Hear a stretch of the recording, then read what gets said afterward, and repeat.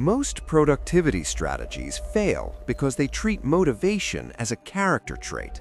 The biological reality is that motivation is a finite neurochemical currency, and most of you are currently bankrupt.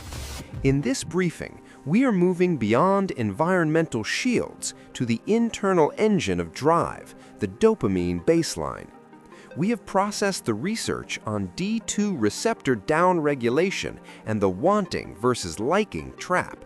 The data suggests that your chronic digital habits aren't just distracting you, they are liquidating your long-term drive. I have run the seminal work of Volkov, Berridge, and Salomon through our deep dive analyst. Listen to the findings regarding the dopamine mirror and the mechanics of motivation liquidation. Initiate research intercept. You know, what if I told you that pretty much everything you've ever heard about motivation is wrong? Seriously, that pleasure molecule we're all constantly chasing, it might actually be the thing holding you back. Today, we're going to dig into the real science of what gets you going, and I promise you, it is not what you think. Oh man, we have all been there. You know that feeling, right? Where you're stuck, like your feet are in concrete. You have the to-do list, you know what needs to happen, but actually starting feels impossible. Well, I'm here to tell you it's not because you're lazy and it's not a lack of willpower. It's because we've had a fundamental misunderstanding of how our own brains are wired. For years, we've been fed this super simple story.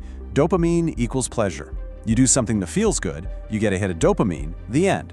But what if that's not even close to the full picture? Yeah. What if this whole idea we've built our lives around is, well, just not right? Understanding the truth about dopamine isn't just some interesting little fact. Honestly, it's a total game changer for how you live your life. Okay, so let's get right into the heart of it. The absolute key to unlocking your motivation is understanding that your brain has two totally separate systems for a reward. One is for wanting something, and the other is for actually liking it. And trust me, they are not the same thing. This slide lays it out perfectly. On one side, you have the wanting system. Think of this as your engine, your drive, the part of you that seeks things out. That is all dopamine. Then on the other side, you have the liking system. That's the actual feeling of enjoyment, the pleasure, the satisfaction. And that's driven by totally different chemicals, like opioids. See the split? And look, this isn't just some pop psychology idea. This comes from decades of hard scientific research. The biological drive to go get something is completely separate from the pleasure you feel when you have it. That one idea changes everything when we talk about motivation.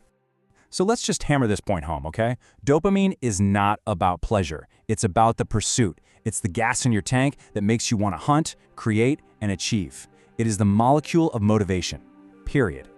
All right, so if dopamine is this amazing motivation molecule, why do so many of us feel like we're just running on fumes all the time? Well, the answer lies in something I like to call the motivation tax. See, your dopamine system kind of has two modes. There's tonic release, which is like your background hum, your day-to-day baseline level of motivation. And then there's phasic release. These are the quick, sharp spikes you get from a social media notification or some other easy reward. And this is where we get into trouble. And here's the absolute kicker. Every time you get one of those cheap, easy spikes of phasic dopamine, your brain doesn't just return to normal. Nope, it crashes. Your baseline, your tonic level of motivation actually drops below where it started. You've basically taken out a high-interest loan on your future motivation. And believe me, the bill always comes due. Think about it. Every time you mindlessly scroll, every notification that dings, every little easy distraction, it's a direct tax on your long-term drive. You're trading deep, meaningful motivation for a quick, fleeting buzz. And that is a losing trade every single time. And this isn't just a metaphor, it's a physical, biological reality. Just look at these brain scans. On the left, a healthy brain. On the right, a brain that's been constantly flooded with cheap dopamine. It is literally changed. Its receptors are burned out. It's a brain that is starving for motivation. Okay, that was the bad news. But here is the really good news. You are not stuck. You are not doomed to have low motivation forever. The same science that shows us the problem also points directly to the solution. And it all boils down to 3 simple, actionable protocols.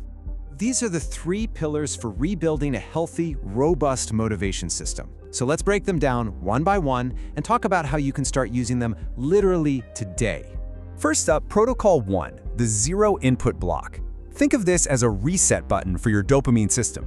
For just 15 to 30 minutes a day, you go with 0 high dopamine inputs. That means no phone, no music, no podcasts. Just let yourself be bored. Boredom is the magic ingredient that allows your baseline to recover and reset. Next, Protocol 2, pursue effort-driven rewards. This is where you actively retrain your brain to associate dopamine with effort, not with easy wins. Ditch the cheap thrills and start doing things where the reward is directly tied to the work you put in, like exercise, learning a skill, or building something. It's like taking your motivation to the gym. And finally, Protocol 3, curate your cues. This is all about playing defense. You have to protect your focus from the thousands of distractions trying to hijack your motivation. Every ding, every buzz, every notification is a little thief. So turn them off, put your phone in another room, take back control of your environment, and you will take back control of your drive. So there you have it.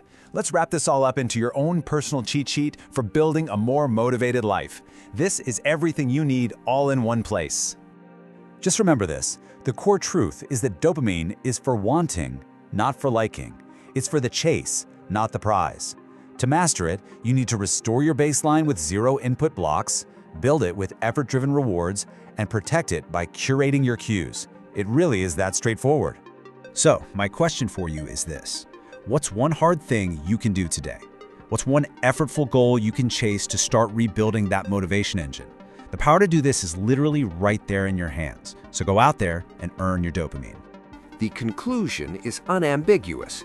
Your brain is currently counter-regulating to survive a high-stimulation environment. By spiking your dopamine through micro-switching, you are hiding your own receptors, making the effort of real work feel physically heavier. To reclaim your drive, we initiate the baseline protocol. Step 1. The 0 input block. You must establish a 30 to 60-minute window of 0 digital input. This isn't a detox. It is a technical requirement for D2 receptor upregulation. Step 2. Effort-driven rewards. Retrain your striatum by withholding reward spikes until after executive effort is exerted. The neural stack is now ready. If you missed the environmental setup, execute the monk mode protocol linked here. If your baseline is already depleted, use the NSDR 2.0 flush to pay back the loan. Protocol accepted.